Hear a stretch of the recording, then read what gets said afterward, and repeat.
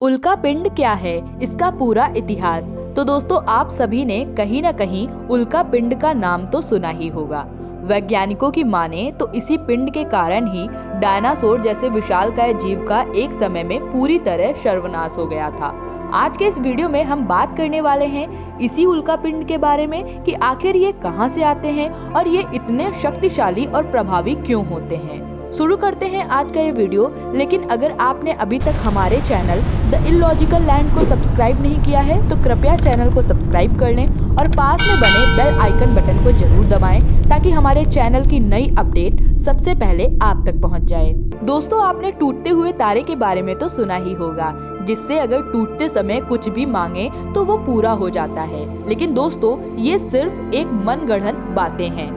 टूटते हुए तारे असल में तारे नहीं बल्कि उल्कापिंड होते हैं। और आपने ये बात भी जरूर सुनी होगी कि करोड़ों वर्ष पहले एक एस्टेरॉयड के कारण डायनासोर जैसे विशालकाय जीव का पूर्ण रूप से अंत हो गया था। आखिर उस एस्टेरॉयड में ऐसा क्या था जिसने करोड़ों वर्ष पूर्व पूरी पृथ्वी को तहस नहस कर दिया था। आपको बता दें कि ये एस्टेरॉयड भी एक विशालकाय उल्कापिंड था। दोस्तों, उल्कापिंड मंगल और बृहस्पति के कक्षा के मध्य में बड़ी संख्या में पाए जाते हैं।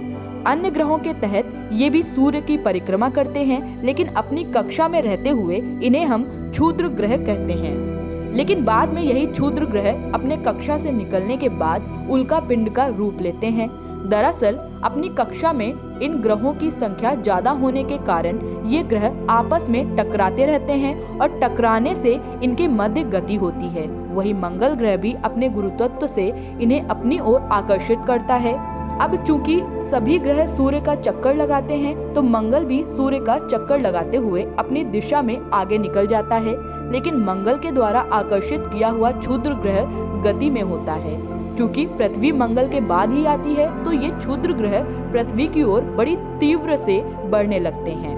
दोस्तों, आपको बता दें कि हमारे अंतरिक्ष में ये घटना आम है, क्योंकि कई क्षुद्र ग्रह अपनी कक्षा से निकलकर यूं ही गिरते रहते हैं। लेकिन अब आपके मन में ये सवाल होगा कि अगर प्रतिदिन क्षुद्र ग्रह अपने कक्षा से निकलकर पृथ्वी की ओर बढ़ते हैं तो आखिर ये पृथ्वी पर क्यों नहीं गिरते। तो दोस्तों, आपको बता दें कि ये क्षुद्र ग्रह पृथ्वी के कारण ही पृथ्वी पर नहीं गिरते। दरअसल दोस्तों, हमारी पृथ्वी के चारों ओर वायुमंडल का एक विशालकाय पर्यावरण है जो कि इन क्षुद्र ग्रह से हमारी रक्षा करता है। जब कोई क्षुद्र ग्रह पृथ्वी के वायुमंडल में प्रवेश करते हैं तो वायु के संपर्क में आने के कारण उनमें घर्षण बल उत्पन्न हो जाता है। परिणाम स्वरूप ये क्षुद्र ग्रह ज्वलनशील हो जाते हैं और इन्हीं ज्वलनशील पिंडों को उल्कापिंड कहते हैं। ये उल्कापिंड जब पृथ्वी पर गिरते हैं तो पृथ्वी पर भीषण तबाही लगाते हैं।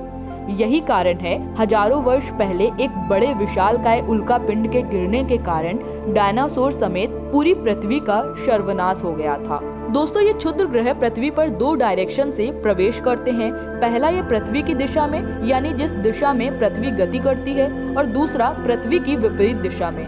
दोस्तों, पृथ्वी के दिशा में गतिमान पिंड का वेग ज्यादा होता है और ज्वलनशीलता कम होते हैं और इन क्षुद्र ग्रहों को उल्कापिंड कहते हैं। जबकि विपरीत दिशा में गति कर रहे पिंड का वेग कम होता है और इसकी ज्वलनशीलता ज्यादा होती है और इसे बोलाइट कहते हैं। इसके अलावा जब कोई उल्कापिंड पृथ्वी पर गिरता है तो जिस स्थान पर ये गिरता है वहाँ एक विशालकाय गड्ढा बन जाता है और इस गड्ढे को क्रेटर कहते हैं। जब इन गड्ढों में पानी भर जाता है तो ये झील का रूप ले लेती हैं। तो दोस्तों, आज की वीडियो में बस इतना ही। उम्मीद करते हैं ये वीडियो आपको पसंद आई होगी। अगर ये वीडियो पसंद आई हो तो लाइक, शेयर, सब्सक्राइब जरूर करिएगा। वीडियो में अंत तक बने रहने के लिए आप सभी का धन्यवाद।